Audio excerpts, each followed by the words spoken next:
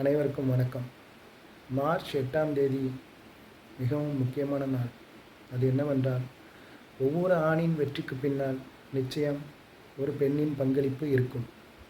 நூற்றாண்டுகளாக சமூகத்தின் கட்டமைப்பில் பெரும் பங்காற்றும் பெண்களை நாம் வாழ்த்தி கொண்டாட தவறியிருக்கிறோம். உலகளவில் மார்ச் 8ஆம் தேதி கடைப்பிடிக்கப்படும் மகளிர் தினம்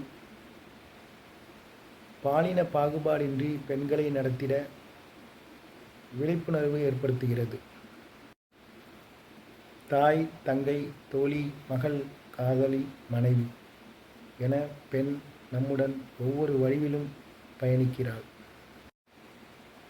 மகளிர் தினம் மட்டுமல்ல, ஒவ்வொரு நாளும் பெண்களை பாராட்ட நாம் கடமைப்பட்டிருக்கிறோம்.